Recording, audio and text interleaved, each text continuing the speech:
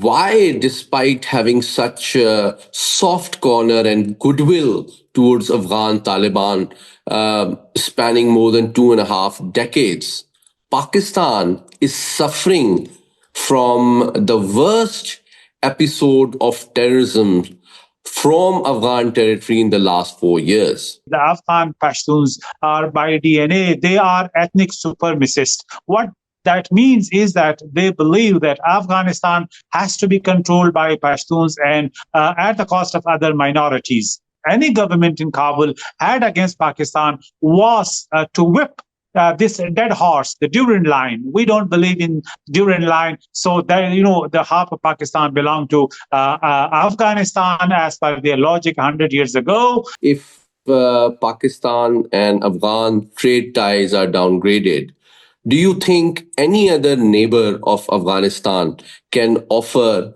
affordable and safe trade route as an alternative to Pakistan? All the gimmicks and the optics they are doing it with India or with Iran is economically not feasible, not only for the consumers, but also for the farmers and the businessmen of Afghanistan. Pakistan is the only lifeline and economically viable lifeline that they have it. What is the political future of Afghanistan in your assessment? Taliban not at peace within, and they are not at peace in the region, make the regime change expedited.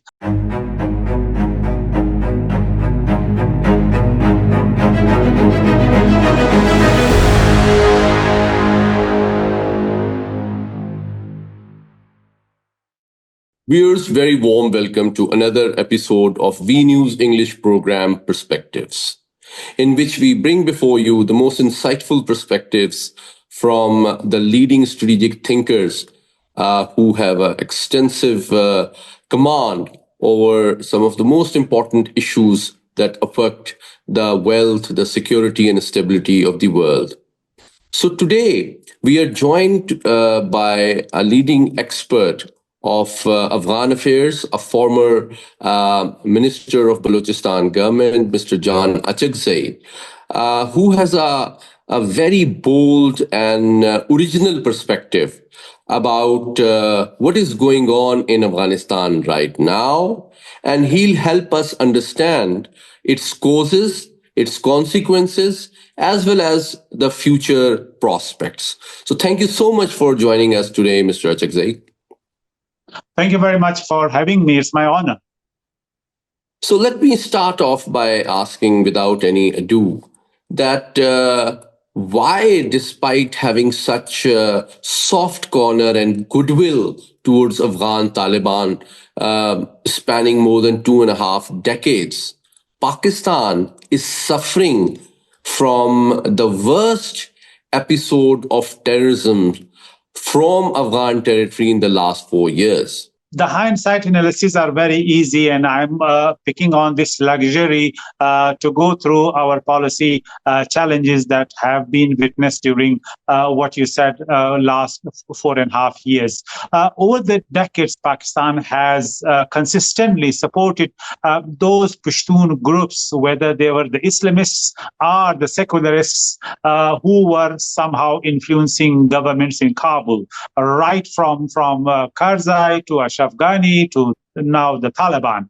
The overwhelming theme of this policy was that Pashtuns are being a majority and they need to be accommodated and they need to be supported to sustain Afghan government. However, we also ignored some harsh realities by propping up Pashtuns in the government of Afghanistan, is that the Pashtuns are basically by DNA, the Afghan Pashtuns are by DNA, they are ethnic supremacists. What that means is that they believe that Afghanistan has to be controlled by Pashtuns and at the cost of other minorities. Second, they have this policy that they need to have a leverage against Pakistan. And what that means is to support all the ethnic separatists in Pakistan, particularly in the west of Pakistan, i.e. Khyber Pakhtunkhwa and Balochistan, to be somehow propped up, accommodated in Kabul, so that if push comes to shove, they can use against Pakistan. And the third most important leverage any government in Kabul had against Pakistan was to whip this dead horse, the Durand line. We don't believe in Durand line, so that the half of Pakistan belonged to Afghanistan as per their logic. 100 years ago, there was an agreement with the British Raj, so we don't adhere to that agreement, and by extension, we claim Pakistan's 26,000 kilometers of its territory. So all these three elements were basically the Pashtun mindset to use against Pakistan. Today, we are repeat of the same leverages by the Afghan Taliban. Now, an added element is they are using the whole proxy gambit in a very creative way. Karzai and Ashraf Ghani were using TTP, but after taking over Afghanistan, the Taliban have gone extra mile to send out not only the TTP but also the TTA Afghans, so that to blackmail Pakistan.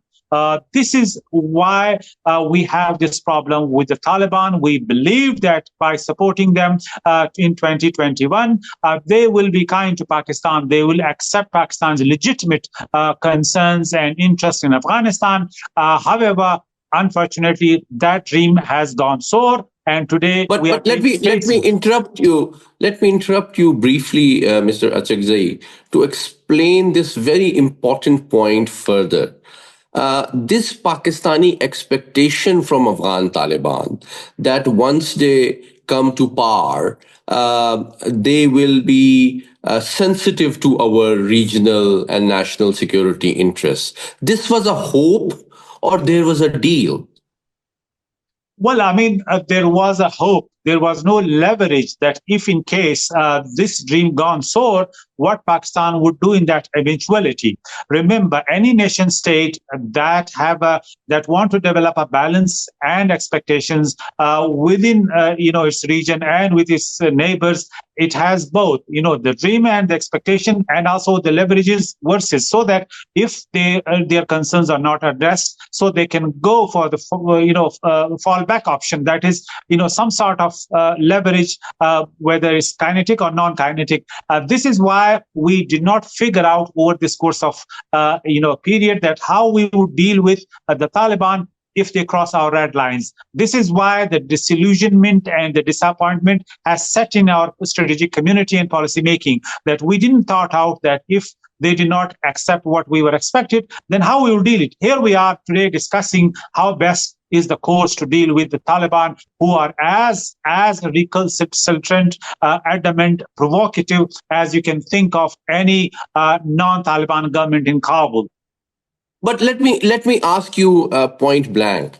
For the international viewers and the international community to understand, I think the entire Western world is convinced that there was no more sincere well-wisher of Afghan Taliban than Pakistan for the last 25 years. So why Pakistan today is the worst sufferer of the policy of Afghan Taliban after they return to power? Why are they stabbing Pakistan in the back far more than anybody else? What is the interest that they achieve out of harming Pakistan? Well, I mean, referring to the first part of your question is, the Western world. Remember, the Western world has a very flimsy look of the things. They compare Afghanistan with Syria. In Syria, once the retrenchment occurred, once the Bashar al-Assad government gone, they supported ex-Al-Qaeda leader Bashar, Al-Qaeda leader Shah, President Shah, who will rein in all the extremists from Al-Qaeda to anti-Turkish and anti-American militant groups in Syria. And being a Syrian society more moderate, the transition he will put in will be peaceful, and also he will contribute to regional calm in Syria and beyond. However, that expectation also gone sour vis-a-vis Afghanistan. Afghanistan Taliban are not this, outcome of a moderate society like Syria. It's more a mountainous society. It's tribalistic. It's religious in the sense that it practices a very harsh interpretation of Hanafi school of thought. So they believe they are the stricter, they are the Muslims, and they are the right, Sharia practitioners in the whole world. Having that mindset, they had a leverage, that is the militancy. Remember, the whole region, the 6 nations neighboring Afghanistan, had a problem with militancy headquartered in Afghanistan. So the strategies of these countries were different. Russia flipped the coin. They bought some sort of Taliban appeasement. If the Taliban can rein in the ISS, they can give them recognition. That lesson gave Taliban the leverage that they can blackmail any nation for their recognition. They asked for money from China to rein in the Chinese focused militants. They also blackmailed the Tajikistan by not supporting, by reining in all the militants focused on Tajikistan, and also with Iran. However, in the case of Pakistan, they expected Pakistan will recognize them and they can get away with any behavior. They thought Pakistan will not mind it.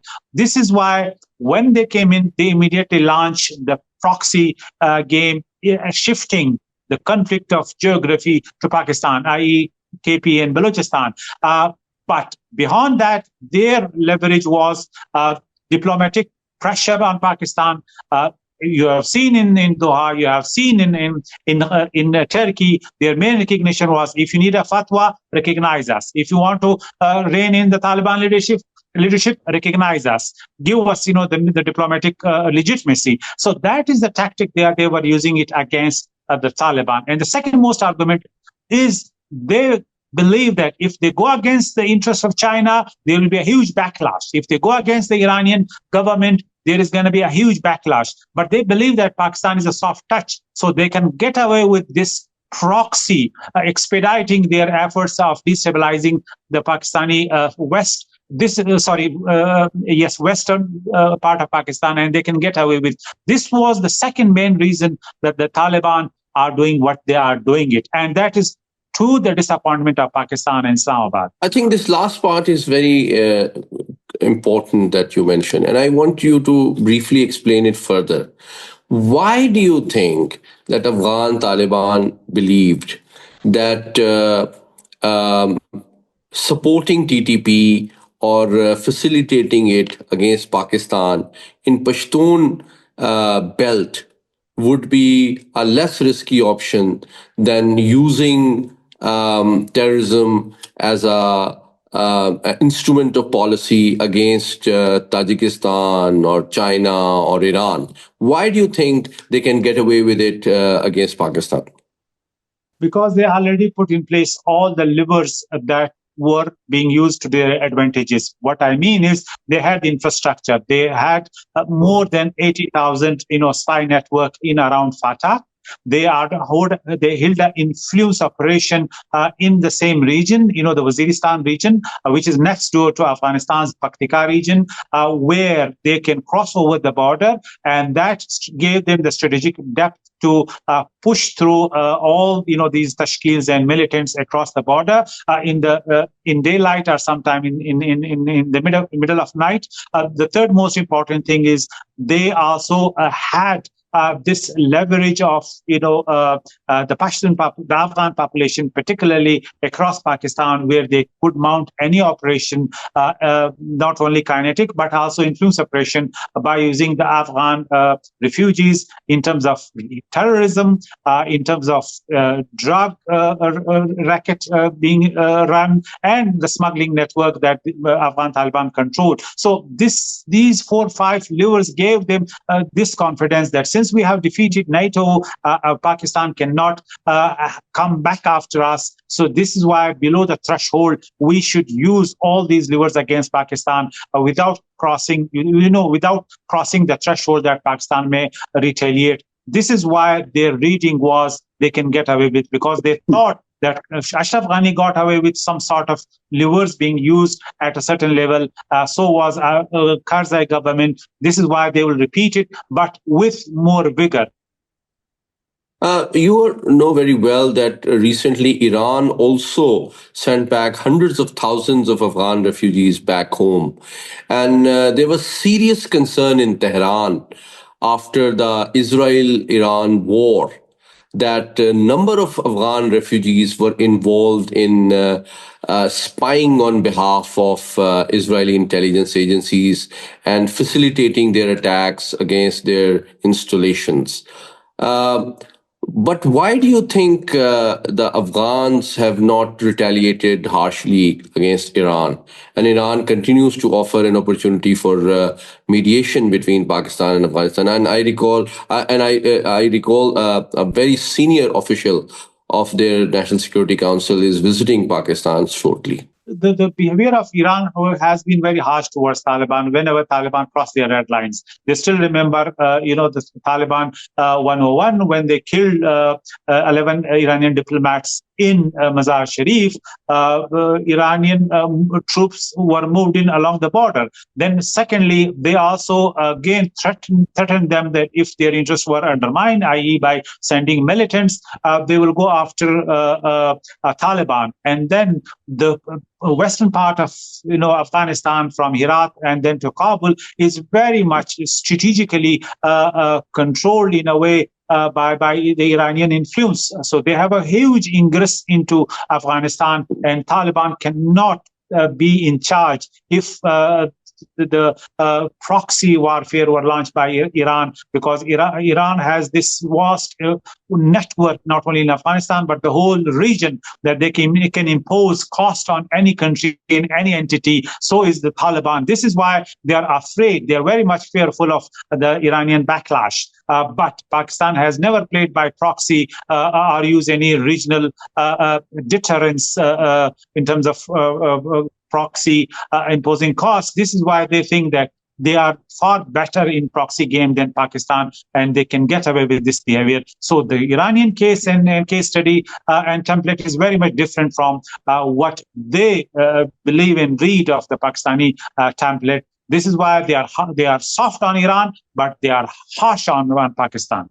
Let me ask you a follow-up question, because Iran has offered a mediation between Kabul and Islamabad. And Kabul has also threatened that it will downgrade trade ties with Pakistan. In your assessment, do you think if Pakistan and Afghan trade ties are downgraded, do you think any other neighbor of Afghanistan can offer affordable and safe trade route as an alternative to Pakistan? First, the earlier part of your question, the Iranian mediation offer. Iranians have a certain interest in keeping Taliban afloat, because they cannot afford a new unstable Afghanistan right on their border when they are thinking or they are anticipating to about to go to any full-fledged war with Israel. So they do not want to have a unstable Afghanistan next door. This is why they think that by going, the relation between Pakistan and South, they are risking some sort of unstable region. This is why they think that they can prevail on Taliban and can mediate between Pakistan and Iran. Having said that, Iran is the only option of Taliban at the moment, being a landlocked country, being a landlocked regime, that they can use it for their transit trade. But remember, the economics, it's stupid. I mean, if a cost of a route is cheaper than the other routes, that is why it matters for any businessman. The Iranian route is too long, it's too costly, it's not worth it for a businessman. It might serve as a geopolitical short-term goal for the Taliban to pressure Pakistan, but Pakistan offer 40% of their market for their export. They are not producing high tech. It's just the fruits and the vegetables, perishable item. They cannot reach India easily, but they can reach in a day to in the Pakistani market. So suddenly that 40% of their export has gone overnight by when Pakistan stopped this trade route with the Taliban. Secondly, it's 60% costier when they use the Iranian route as alternative to Pakistan's transit route. So I don't think it's feasible in the long term. And also the air corridor is not feasible. Either they have to subsidize it, which they don't have it because they don't have the foreign reserves, or there is going to be inflation. The people have to pay the cost, which is again not feasible. It would have a clash if there is inflation, absence of Pakistan's trading routes. So all the gimmicks and the optics they are doing it with India or with Iran is economically not feasible, not only for the consumers, but also for the farmers and the businessmen of Afghanistan. Pakistan is the only lifeline and economically viable lifeline that they have it. Okay, now let's talk a bit about the domestic political dynamics of Afghanistan. We talk mostly about Afghanistan from the security lens, but explain what is the balance of political power in reality across the entire Afghan landscape. Is it only Kabul where all the power, resources, opportunities are concentrated? Or do you think Afghanistan remains a contested land? Well, Afghan Taliban itself is very much comprising of groups, various power centers. Mainly, one power center is Kandahar, where the spiritual head sits in, like the Afghan or the Taliban court. The other is, the southern part, Paktika region, where the Haqqani network, what we call, operates. Mainly, all the proxies are in bed with Haqqani and controlling them. So that gives the Haqqanis a very much big influence in terms of controlling the politics and the diplomacy of the Taliban regime. They are also in competition, themselves. Yes, the Kandari group is also based in Kabul, but it's more extension of the Kandari group, the Kandar group, I would say. Then again, their behavior with the rest of the Afghan communities. It's not only Pashtuns, which they overwhelmingly belong to, but also Tajiks, Uzbeks, and Hazara communities, they are worth mentioning, who have no representation in this regime. The Taliban, the Maulanas, the Maulvis are the professors, they are the bureaucrats, they are the traffic wardens. They have monopolized all shades of power, excluding everybody, every minority in Afghanistan. So this is something that may implode anytime. So let me ask you the last and most important question. What is the political future of Afghanistan in your assessment? I think the drivers, both local and regional, are set for a regime change. What I mean is the Taliban have no legitimacy within. There's a very smart group, small group dominating the power structures. The women of Afghanistan are excluded from any power sharing. The major 60 or 50% of the population, i.e. Tajik, Uzbek, Hazara, and others, have no say in the affairs of the government. There are already two major groups belonging to Tajik community are involved kinetically against the Taliban regime. They may be weaker today, but with the regional dynamics evolving in a different way, they might have sponsors outside of the region. By that extension, they would be in no time a kinetic power coming down on Taliban harsh